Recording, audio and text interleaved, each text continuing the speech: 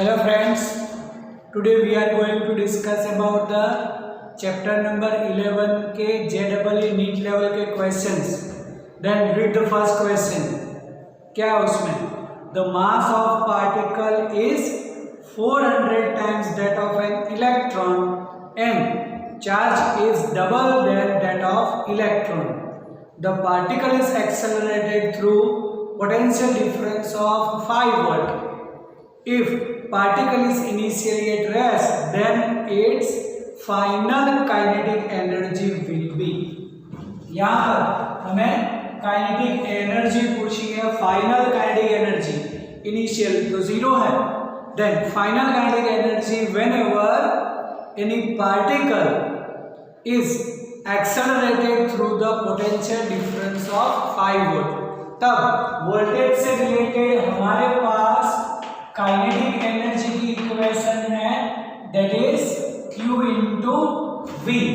अब चार्ज यहाँ पर कितना है, तो मास का 400 टाइम्स है, मास से उसका हमें कोई लेना देना नहीं.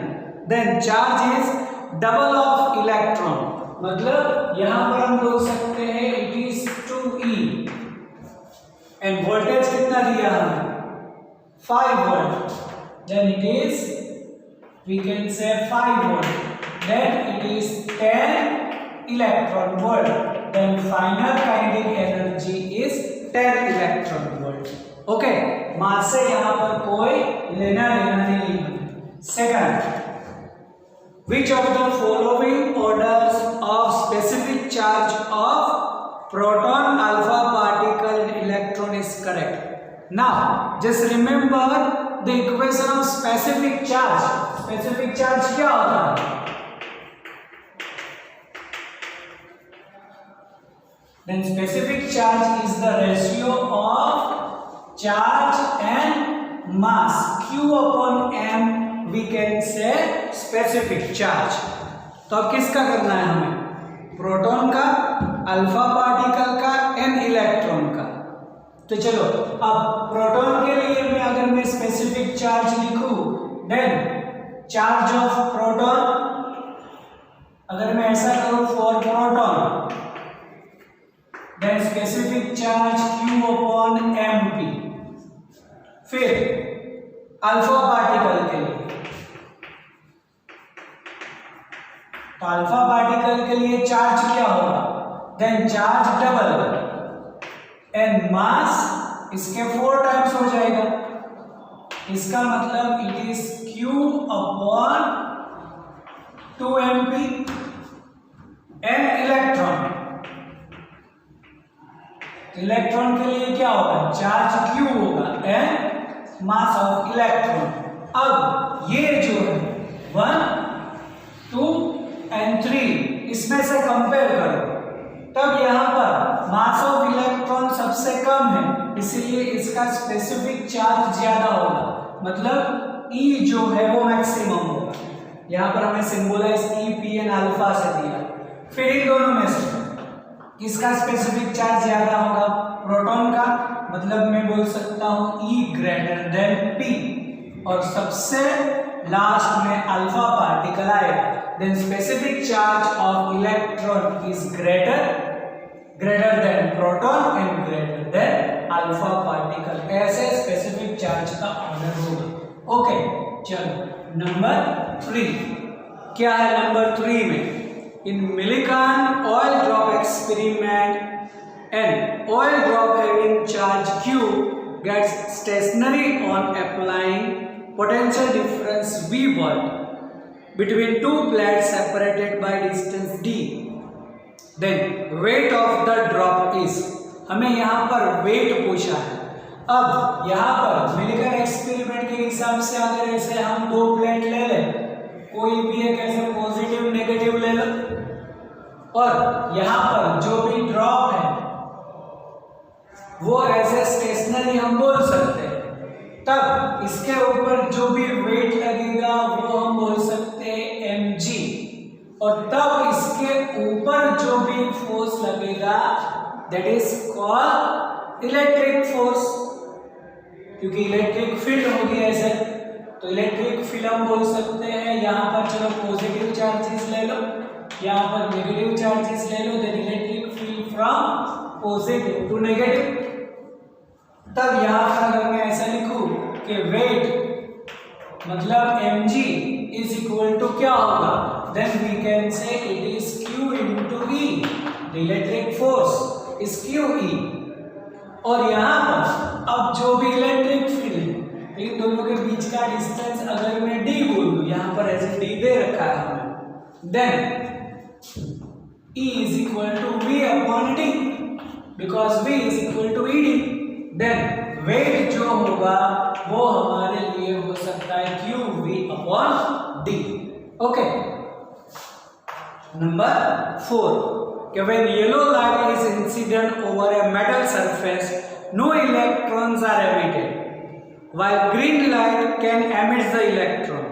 If red light is incident over the surface, then अब येलो लाइट से नहीं हुआ, ग्रीन लाइट से फोटो इलेक्ट्रॉन्स एमिट होते हैं, then what about the red colour. तब उसके लिए अगर हम सोचे कि हमारा जो भी स्पेक्ट्रम है, विजिबल स्पेक्ट्रम, जिसको हम बोलते हैं विबग्योर, चलो कैसे लिखते हैं हम, ये violet, indigo, blue, green, yellow, orange and red VIBGYOR है, जिसमें वायलेट से रेड कलर तक मूव करें हम, then its wavelength increases, frequency decreases.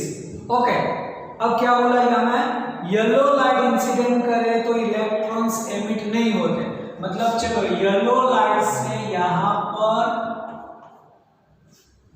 अगर येलो लाइट इंसिडेंट करे then photo electrons will not be emitted. तब यहां पर इस साइड जाएंगे तो फ्रीक्वेंसी डिक्रीज होती है और इस साइड आएंगे तो फ्रीक्वेंसी इंक्रीज होती है, और फिर ग्रीन लाइट से एमिट होते हैं, मतलब अब यहां पर अगर ग्रीन लाइट सोचे तो ग्रीन लाइट की फ्रीक्वेंसी येलो से ज्यादा है ना, तो ऐसा बोल सकते हैं कि यहां से नहीं हुआ तो ग्रीन लाइट से हुआ, तो उससे ज्यादा वाली ये वायलेट, इंडिगो, ब्लू सभी से photo electrons can be emitted. Okay, अब क्या बोला, रेड लाइट से क्या होगा, तो रेड लाइट की जो फ्रीक्वेंसी है वो येलो से भी कम है, क्योंकि यहां से ऐसे जाएंगे फ्रीक्वेंसी डिक्रीजेस, अगर येलो से नहीं हुआ तो उससे लोअर ऑरेंज की होती है और उससे लोअर फ्रीक्वेंसी रेड की होती है। दैट्स व्हाई अगर रेड लाइट इंसिडेंट करेंगे तब photo electrons will not be emitted, orange से भी एमिट नहीं होगा। अगर ग्रीन से एमिट होता है तो ब्लू, इंडिगो और वायलेट तीनों से भी हो सकता है। आया समझ में? तो रेड है तो बोलेंगे नो इलेक्ट्रॉन्स आर एमिटेड। चलो ऐसा ही कुछ नंबर 5 में है, क्या है कि when UV rays are incident on the metal the photo electrons does not occur, it may occur by the incident of X-ray से होगा, रेडियो वेव्स, इंफ्रारेड के साउंड वेव। अब साउंड वेव से तो होगा नहीं, इन तीनों में से कोई भी एक सोचना पड़े, और उसके लिए हमारे पास एक पूरा स्पेक्ट्रम है जो हमने याद रखा था, G X U V I M R। It is the total spectrum, full spectrum of whatever the rays available in universe। और फिर गेमा रेज से रेडियो वेव्स तक जाए, हम बोलते हैं वेवलेंथ इंक्रीजेस, फ्रीक्वेंसी डिक्रीजेस।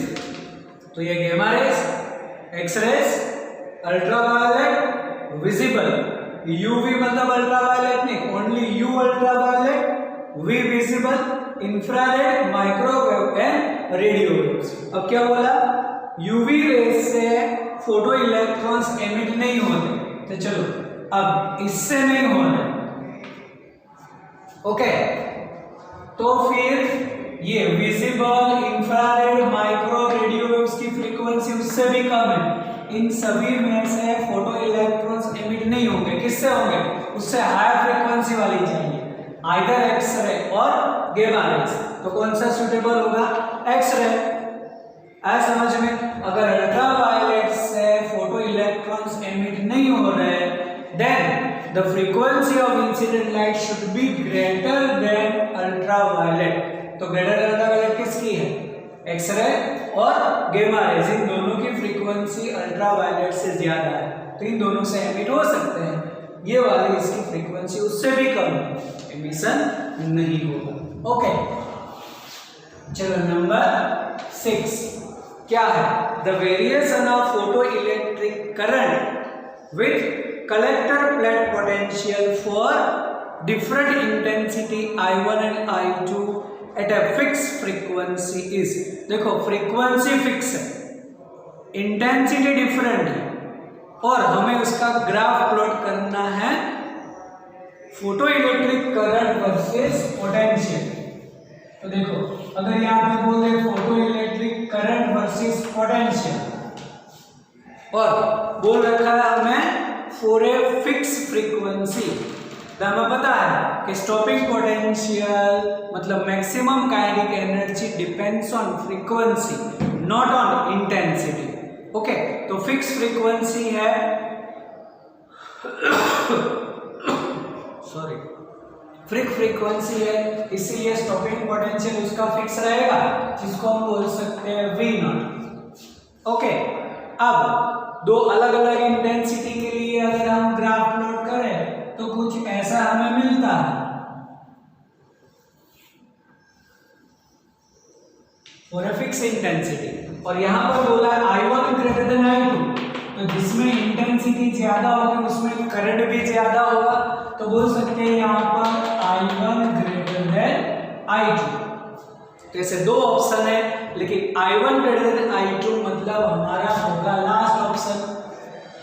आया समझ में कि for a fix frequency fix है तो स्टॉपिंग पोटेंशियल फिक्स रहेगा, इंटेंसिटी डिफरेंट है तो फोटो इलेक्ट्रिक करंट भी डिफरेंट मिलेगा, जिसमें इंटेंसिटी ज्यादा उसमें करंट भी थोड़ा ज्यादा होगा। ओके, नंबर 7 क्या है?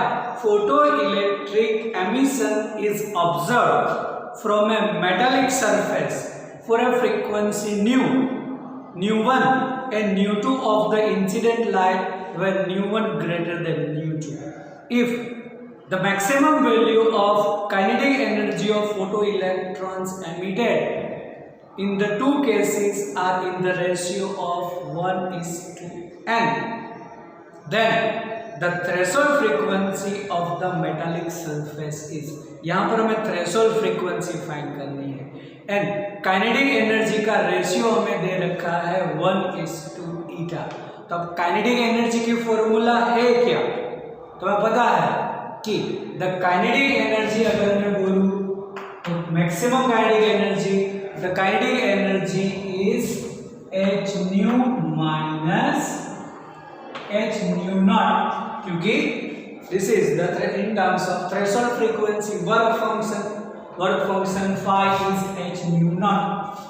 ओके, और यहाँ पर अगर काइनेटिक एनर्जी में k1 लिखूं तो फ्रीक्वेंसी भी मुझे लिखनी पड़े nu1, फिर अगर काइनेटिक एनर्जी k2 कर दो then h nu minus h nu naught।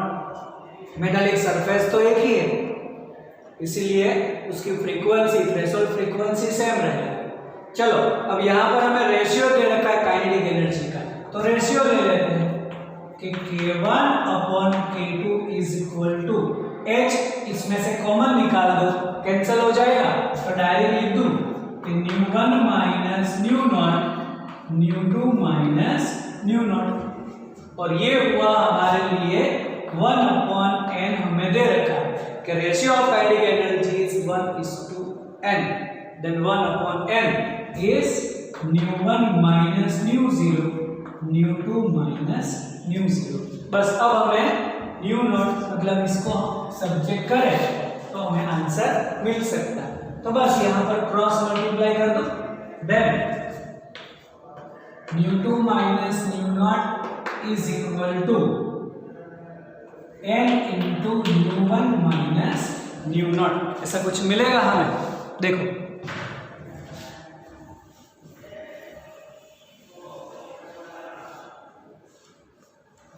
तो क्या होगा यहाँ पर nu2 minus nu0 n into nu1 minus nu0। बस अब हमें फ्रीक्वेंसी थ्रेशोल्ड फ्रीक्वेंसी चाहिए तो पहले ब्रैकेट ओपन कर दो, n1 माइनस n0। ओके, चलो तो अब हमें n0 चाहिए, पहले इसको इस साइड लाएंगे तो ये प्लस हो जाएगा, मतलब n0 minus n0 is equal to n1 minus n2। इसको इधर ले आओ और इसको इधर ले आओ। ओके, इसको कॉमन निकाल दो, then n minus 1। Threshold frequency की इक्वेशन कुछ n1 minus n2 upon n minus 1, ऐसा कुछ ऑप्शन होना चाहिए। हाँ देखो सेकंड ऑप्शन है हमारा।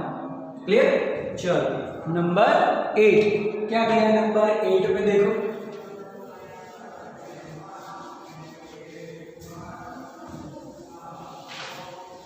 a beam of wavelength lambda and intensity I falls over a clean surface of sodium metal.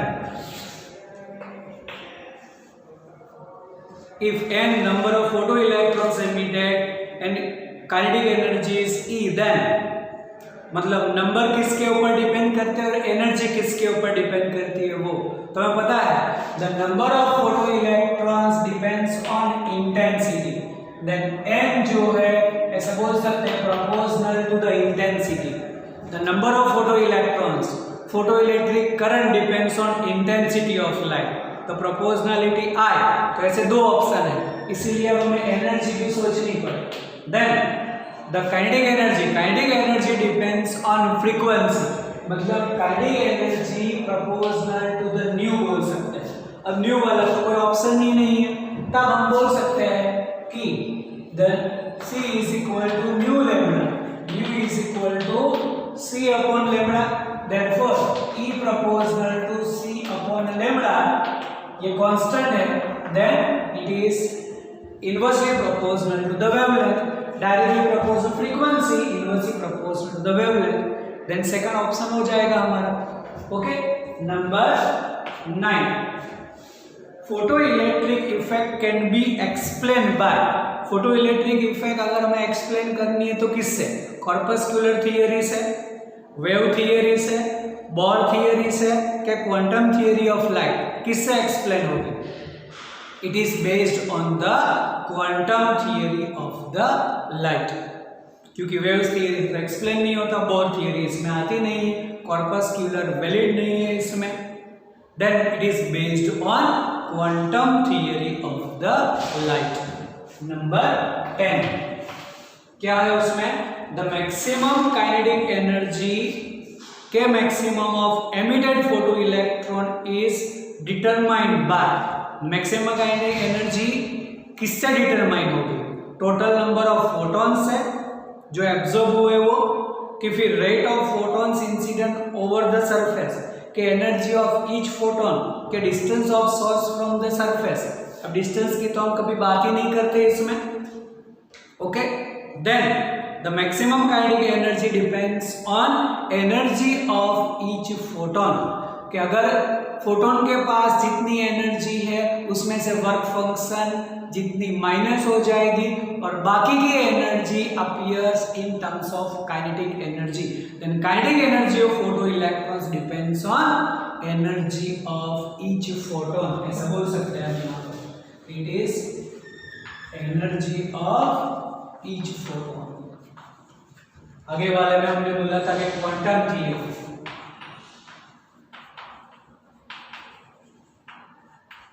Quantum theory of light. Okay, तो इतना कंसीडर करना है तुम्हें।